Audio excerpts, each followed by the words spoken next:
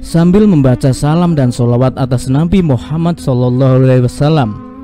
Sekitar 40 orang berseragam petugas haji Indonesia 2019 membuat lingkaran kecil. Mereka berjalan berputar pelan-pelan untuk bersalaman, saling memohon maaf atas segala kesalahan yang sangat mungkin mereka lakukan selama bertugas di Madinah.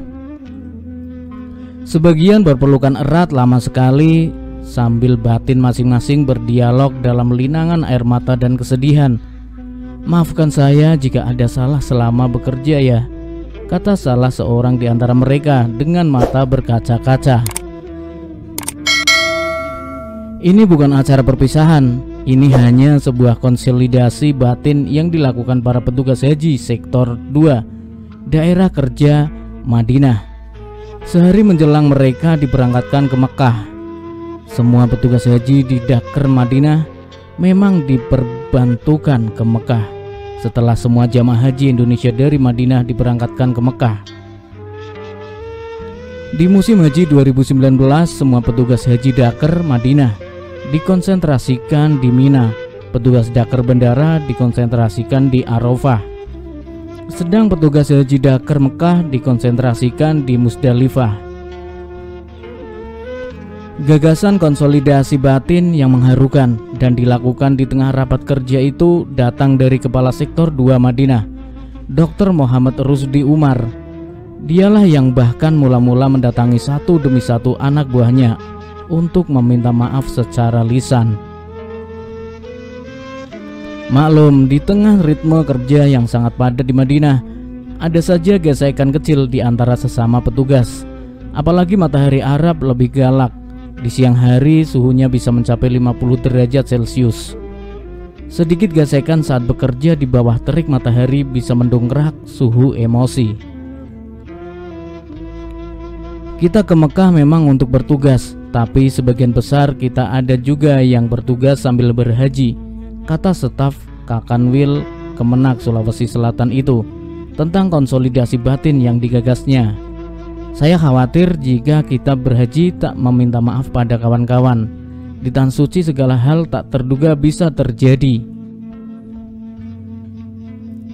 Saya termasuk yang berkeliling bersalam-salaman sambil memohon maaf pada kawan-kawan. Diam-diam saya mengintip pelukan erat beberapa kawan. Saya menduga mungkin mereka pernah terlibat sedikit konslet tanda kutip. Tapi sore itu sesungguhnya saya tak melihat kejadian sangat ajaib. Dari acara konsolidasi batin itu sampai akhirnya Ibtu Amiruddin, petugas perlindungan jamaah, mendatangi saya di kamar. "Tolong Pak, konsultan ibadah. Dua kawan kita perempuan tak mau maaf-maafan," kata kepala urusan personalia Sumda Polres Metro Bekasi ini, kota ini, dengan wajah serius. "Ah, yang benar," kata saya. "Benar, salaman aja nggak mau. Tegas polisi lulusan pesantren ini. Wah, bahaya ini," pikir saya. Allah menegaskan bahwa saat berhaji, seorang hamba tak boleh bicara jorok, tak boleh berbuat maksiat, juga tak boleh berkelahi atau bertengkar. Quran Surat Al-Baqarah 197. Maka buru-buru saya putuskan memanggil kedua perempuan itu secara terpisah. Petugas pembinaan ibadah haji Arif Rahman duduk mendampingi saya ketika saya menggali informasi dari keduanya. Tentu saja mereka mengajukan argumentasi yang menguntungkan diri masing-masing, dan itu wajar belaka. Saya tak peduli, toh saya bukan hakim. Tugas saya hanya mengembalikan persaudaraan di antara mereka. Tapi dari pengakuan mereka, saya merasa ego mereka sama besarnya dengan argumentasi mereka. Keduanya merasa benar, dan karena itu merasa tak perlu minta maaf lebih awal. Ini jelas mengkhawatirkan kalau semuanya tak mau mengalah. Akhirnya, setelah sedapat mungkin merayu mereka agar saling bermaafan, tak ada jalan lain saya melepas bom nuklir, tanda kutip, sebagai senjata terakhir. Bom nuklir itu adalah peringatan. Mungkin saja mereka tak bisa melihat Ka'bah gara-gara bertengkar, seperti kisah nyata yang saya ungkapkan kepada mereka berikut ini. Pada 2015 saya dipercaya oleh Habibie Tour dan Travel di Jakarta untuk menjadi pembimbing ibadah umroh. Setelah 3 hari beribadah di Masjid Nabawi, kami bertolak ke Mekah dengan selamat. Dengan penuh kerinduan ingin segera bersujud pada Allah di hadapan Ka'bah. Kami memasuki gerbang Masjidil Haram di hari pertama kunjungan kami ke kota suci itu. Hati saya bergetar melihat Ka'bah dari kejauhan. Rasanya ingin segera tenggelam dalam tangis di sekeliling kubus hitam itu. Tapi saya tahan langkah jemaah saya setelah memasuki Masjid Haram beberapa langkah. Saya arahkan agar mereka membaca doa melihat Ka'bah dulu sebelum tawaf. Maka ketika semuanya berkumpul di dekat saya, lalu mengangkat tangan membaca amin atas doa yang saya bacakan, tiba-tiba salah seorang di antara mereka setengah berteriak, "Pak Ustadz, maaf, Ka'bah kok nggak ada? Saya tak melihat Ka'bah." "Hah?" Saya seperti disambar petir. "Yang benar Pak," tanya saya.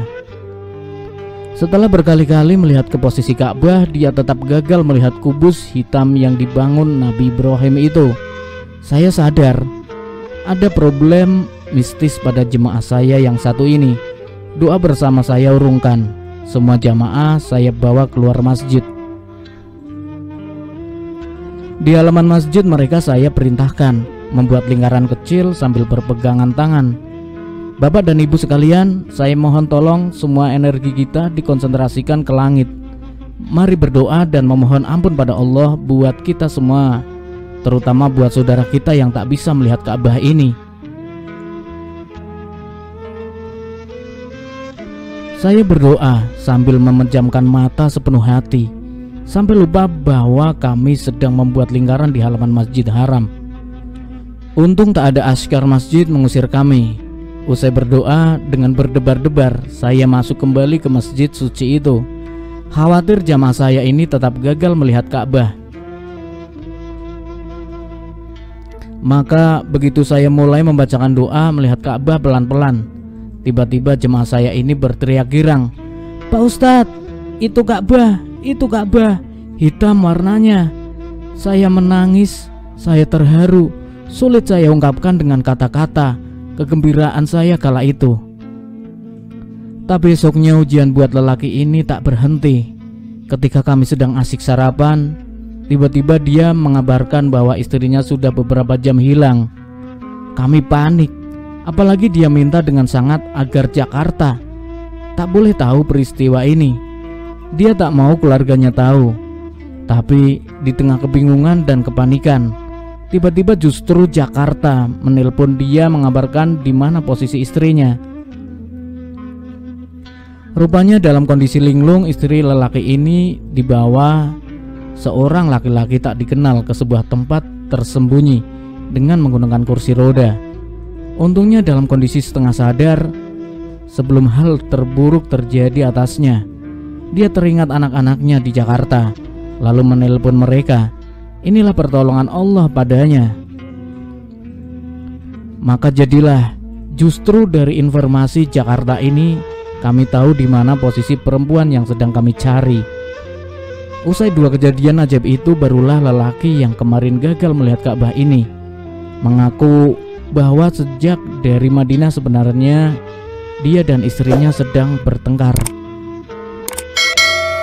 Perang tutup mulut suami istri ini terus berlanjut di bus ketika mereka sudah mengenakan pakaian ihram. Bahkan ketika mereka sudah sampai di Mekah, jadi ketika masuk ke Masjidil Haram, mereka sebenarnya sedang bertengkar, dan itu sangat dilarang oleh Allah Subhanahu wa Ta'ala. Kedua perempuan kawan saya yang bertengkar di Madinah tercenung mendengar cerita saya. Si A bengong, si B juga termenung ketika saya 2 kali bercerita di hadapan mereka secara terpisah. Apalagi di akhir cerita saya tegaskan begini, saya menceritakan kisah ini di tanah suci Madinah. Tak mungkin saya bohong atau mengarang-arang cerita. Anda mau tak melihat Ka'bah gara-gara bertengkar kayak lelaki itu?